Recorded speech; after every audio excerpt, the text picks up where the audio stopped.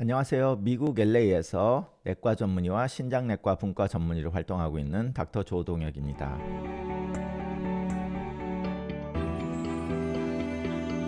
제가 신장내과 분과 전문의와 내과 전문의 다 가지고 있지만 현재로서는 대부분 주치의로서 전반적인 것을 다 치료를 하고 있는데요. 그 중에서도 특히 당뇨병의 합병증 중에 가장 큰 것이 콩팥병이고 하다 보니 콩팥병과 당뇨병을 위주로 많이 보고 있습니다. 지난주 영상에서 당뇨병에 대한 약의 부작용들에 대해서 설명을 드리니까 콩팥병이 있으신 분께서 콩팥병에 대한 당뇨약의 리뷰를 해달라는 요청이 있어서 오늘 강의를 만들었는데요. 제가 이렇게 주치의와 신장내과 전문의로 활동을 하면서 11년 전에 한인타운에 왔을 때 환자분 중에 한 분이 유대인 당뇨 전문가를 같이 보고 계신 분이 있었습니다. 내분비내과 선생님이었는데 이분이 콩팥병에 대해서 치료를 해야 되다 보니까 제가 그럼 당뇨약 치료를 해드리겠습니다 라고 하니까 유대인 당뇨 전문가가 환자에게 콩팥내과 전문의가 투석이나 할 줄 알지 뭘 할 줄 아냐고 이런 식으로 받아쳐서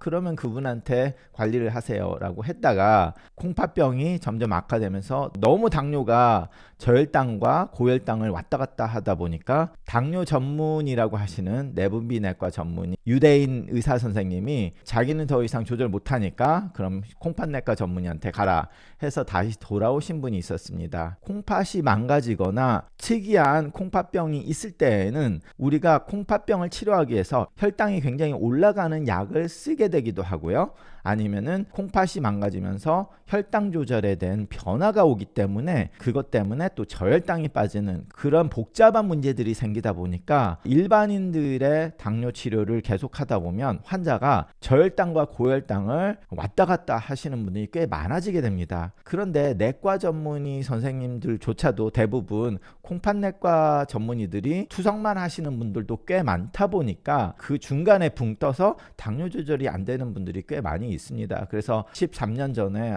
이건 안 되겠다 해서 제가 당뇨를 도맡아서 조절을 하는 의사로 활동을 했는데요. 그러다 보니까 환자에게는 훨씬 더 안정적이고 당뇨가 조절이 잘 되는 걸 보게 돼서 지금도 계속 하고 있는데요. 자, 그래서 제가 왜 그렇게 하게 됐는지 이유와 그 기전을 오늘 좀 설명을 해드리겠습니다. 자, 일반인, 당뇨병이 없는 일반인에서 당뇨 가이드라인은 지난번 영상에서도 말씀드렸지만 제일 처음 메폴민을 시작을 하고 그 다음에 GLP-1 리셉터 아고니스트를 현재로 추천하고 있습니다. 근데 이게 일주일에 한 번 맞는 주사다 보니까 주사제를 하기 싫어하시는 분들은 이제 GLP-1 리셉터 아고니스트, 하루에 한 번씩 맞는 빅토자, 바이두리온, 오젬픽, 트룰리시리 이런 것들을 주사기 때문에 싫다고 하셔서 그 다음에 SGLT2 이니비터, 인보카나 잘디안스, 파시가 이런 브랜드 네임으로 나오고 있는 약들을 드시고요. 그 다음에 이제 더 추가를 하게 되면 GLP-1 리셉터 아고니스트를 안 쓰시는 분에 한해서 DPP-4 이니비터나 아니면 TGD, 셀포닐유리아도 쓰게 되는데요. 그게 일반적 당뇨 환자의 가이드라인입니다. 콩팥병이 없는. 자, 그런데 여기에 합병증이 오거나 다른 장기에 문제가 계시는 분들을 위해서 당뇨약 가이드라인이 좀 바뀌었는데요. 이거는 제가 예전부터 해오던 것인데 아무래도 이것들이 문제가 되다 보니까 아예 가이드라인으로 추가가 됐습니다. 자, 그래서 이제 심장 문제가 있거나 혈관 문제가 있으신 분들은 GLP-1 리셉터 아고니스트나 SGLT2를 먼저 써라 라고 하고요.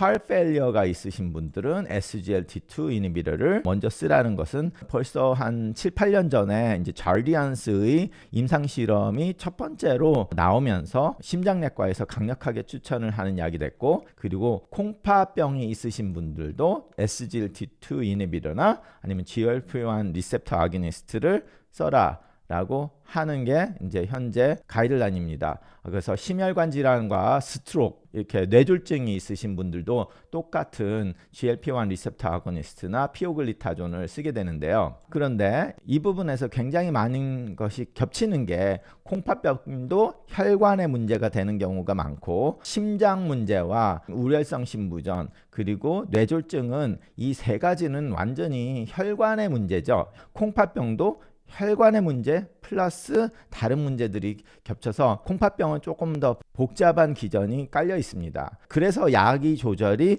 콩팥병이 있으신 분들이 좀 더 복잡하게 되는데요. 자, 그래서 이 만성신부전에서 당뇨약 주의할 것 중에 가장 중요한 게 이제 메폴민입니다. 왜냐하면 메폴민이 당뇨 환자들에서 가장 먼저 쓰게 되는 약이다 보니까 이 메폴민을 주기 시작하고 이제 다른 의사 선생님들이 끝까지 메폴민을 계속하고 콩팥이 좀 나빠졌을 때 신장내과 전문의한테 보내면 이 약들이 조절이 되는데, 내과 선생님께서 투석 말기까지 계속 환자를 케어한다고 매니지를 하시는 분들 중에서 추석 전까지 메폴민을 드시는 분들을 종종 보게 되는데요. 이 메폴민은 3기 신장병 3A GFR이 45에서 59 사이 때는 계속 메폴민을 드시게 합니다. 그런데 이제 44로 떨어지게 되면 용량을 좀 저하를 시켜서 원래 1000mg을 하루에 2번 해서 2000mg을 하루에 먹는 것이 최대 용량인데요. 이거를 하루 최대 용량을 반으로 줄여서 1000mg, 그래서 결과적으로 500mg을 하루 2번 먹으라,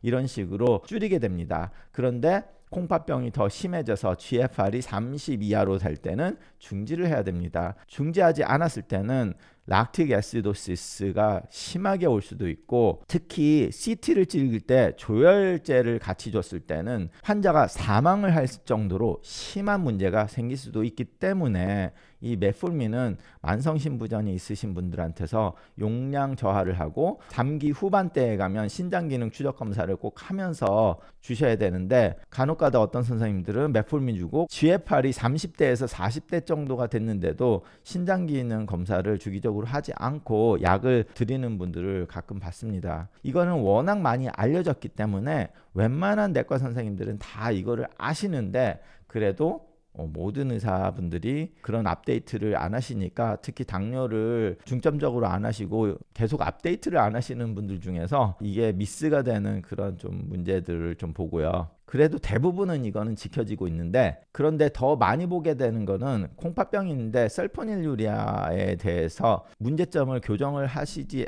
않고 계신 환자분들이 좀 많이 보게 됩니다. 특히 예전부터 당뇨가 있으셔서 메폴민 다음에 바로 설포닐유리아를 복용하시는 분들 중에서 글리메프라이드를 굉장히 많이 드시는 분들을 보게 되는데요. 이 글리메프라이드는 CKD3에서도 되게 신중하게 약을 써야 되고 CKD4에서는 하시면 안 됩니다. 왜냐하면 이거를 드시면 이게 좀 약이 오래 가기 때문에 저혈당이 되게 심하게 빠지는 분들이 많이 있습니다. 그리고 뭐 글리비라이드도 3기부터는 중지해야 되고 저혈당이 위험이 너무 크고, 그래서 제가 이 약 2개를 3기, 4기에서도 드시는 분들을 꽤 많이 보는데요. 글리비라이드 같은 경우는 약이 굉장히 오래 가기 때문에 저혈당 위험이 너무 크니까 3기부터 중지하라 이렇게 하고, 글리메프라이드는 3기에서는 좀 신중하게 써라 이렇게 하고, 그래서 이 중에서 가장 선호하는 게 글리피자이드입니다. 그래서 결과적으로 제 환자분들은 저는 이제 만약에 쓰게 되면 글리피자이드밖에 쓰지 않는데요. 이거의 단점은 이제 약이 용량이 좀 장기적으로 이 몸에 있지 않고 단기적으로 있다 보니까 이거를 하루에 2번에서 3번 먹어야 되는 불편함이 있다고 생각을 하시기도 하지만, 그 불편함은 내가 어떤 음식을 먹었을 때 얼마만큼 혈당이 올라가는지 그 짧은 시간에 올라가는 것을 좀 더 효율적으로 혈당을 내릴 수가 있기 때문에 어떻게 보면 더 좋은 약이 될 수도 있는데,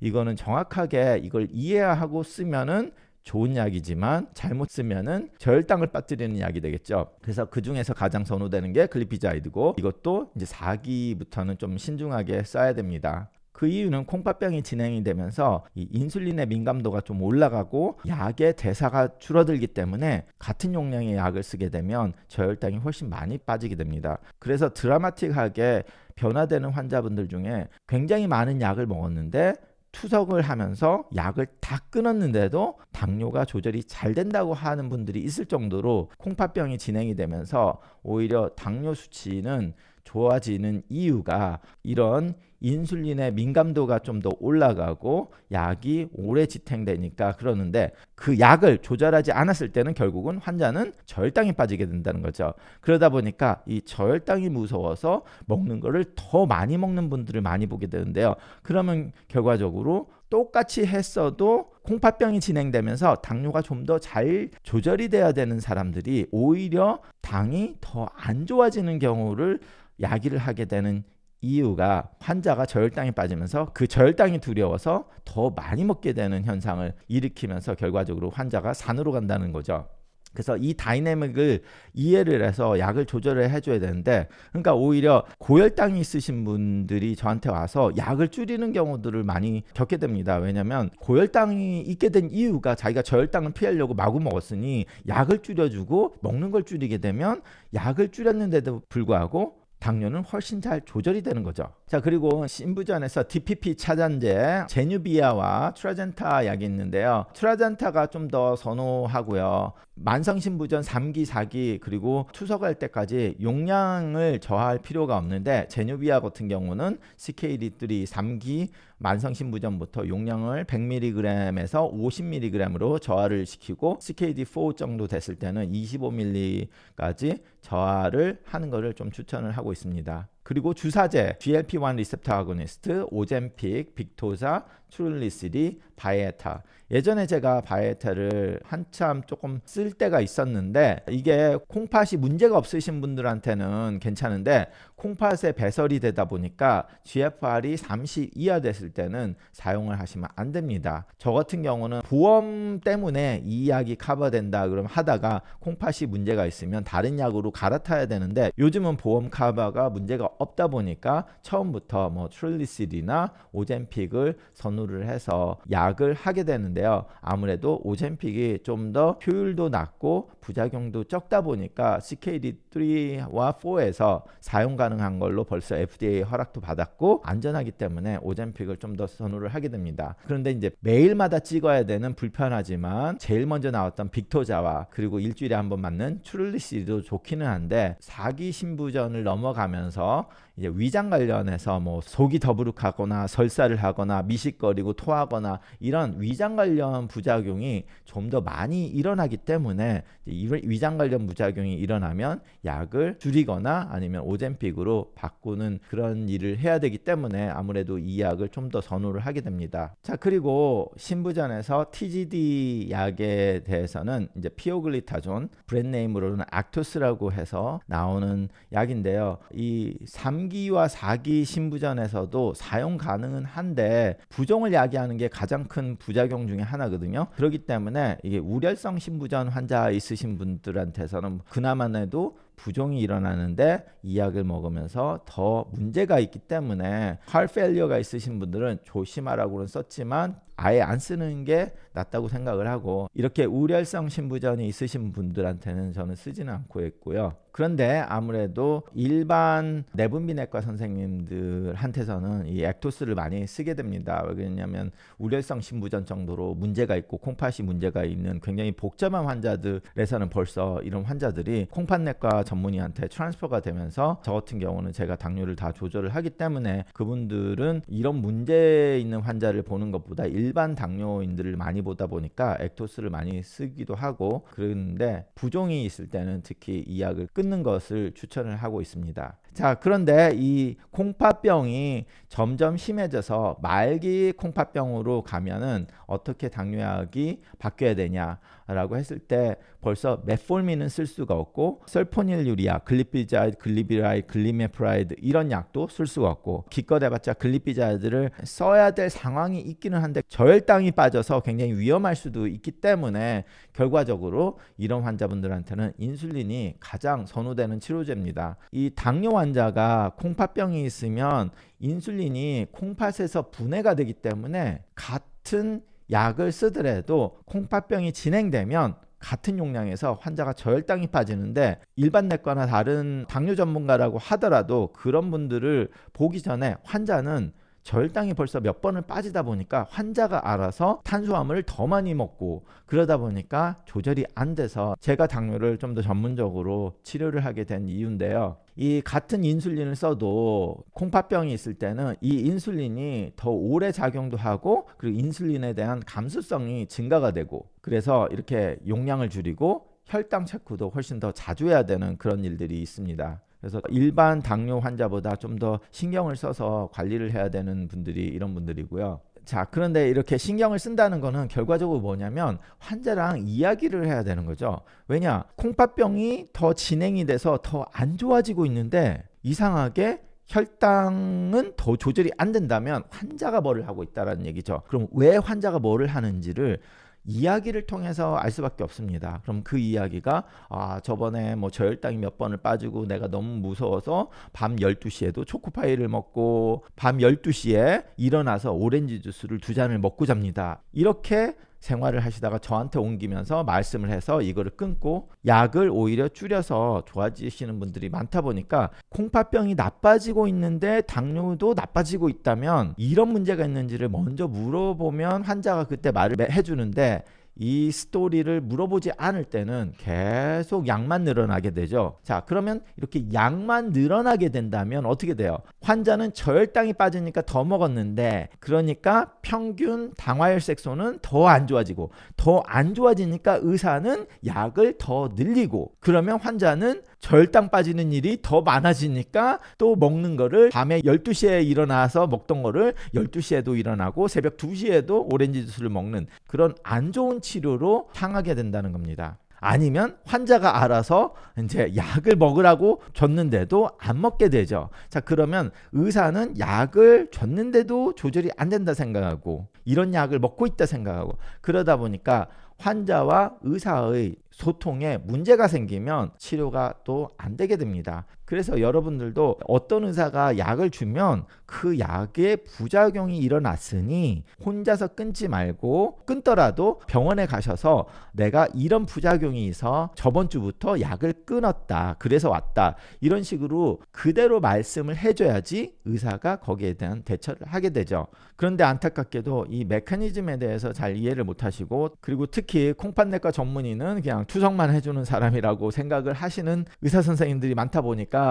그렇게 생각하시는 분들은 콩팥병이 진행이 되면 자기가 약을 조절해야 된다는 생각조차도 안 하시고 하시다 보니까 환자는 산으로 가는 그런 안타까운 경우들을 많이 보게 됩니다. 자, 그래서 오늘 신장병과 당뇨약에 대한 요약을 다시 한번 말씀드리자면 콩팥병이 있으신 분들은 당뇨약을 조절을 하셔야 되고 그 중에서 자누비아 같은 경우는 용량이 조절이 돼야 되고 트라젠타라는 DPP 억제제 약을 드시는 분들은 그대로 쓰실 수 있고요. 그리고 GLP-1 리셉터 아고니스트 중에서 오젬픽은 어느 정도 3기와 4기에서 쓸 수 있지만 다른 약을 하시는 분들은 위장 부작용이 일어나니까 츄르리실이나 빅토자 같은 거를 하시고 계신 분들은 위장 부작용이 있으면 말씀을 하시고요. 그리고 제누비아, 팔시가, 인보카나 같은 SGLT2 이니비터 억제제를 쓰시는 분들은 만성신부전 4기 정도까지는 쓸 수 있지만 콩팥이 더 이상 일을 안 하면 콩팥을 통해서 당분이 빠져나가는 거기 때문에 4기 넘어서부터는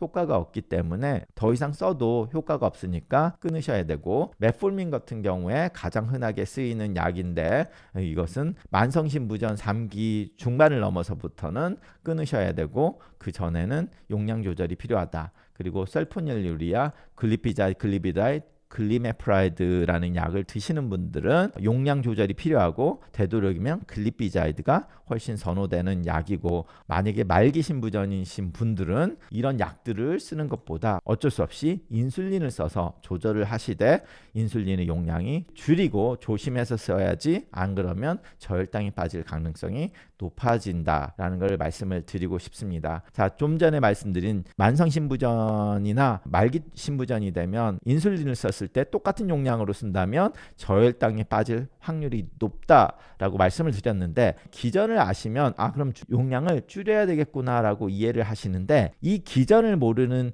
환자분들이 인슐린을 일반인처럼 썼더니 저혈당이 빠지니까 어떻게 생각을 하시냐면 콩팥이 나쁘면 인슐린이 안 좋은 거다 라고 잘못 생각하시는 경우들이 꽤 많습니다. 그래서 결과적으로 인슐린을 쓰면 저혈당에 빠진 문제를 야기를 했지만 그 이유가 이렇게 인슐린 감수성이 높아지고 해서 용량을 작게 써야 되는 거지 그 약이 문제가 있어서 이런 저혈당 문제를 일으킨 게 아니다라는 것을 잘 이해를 하시면 당뇨도 잘 조절되고 콩팥병의 합병증도 줄일 수 있기 때문에 제가 오늘 강의 같은 이렇게 좀 어렵지만 설명을 해드린 이유가 환자분들께서 정확하게 이해를 하시면 치료에도 도움이 될 것 같아서 강의를 좀 길게 했습니다. 네, 감사합니다.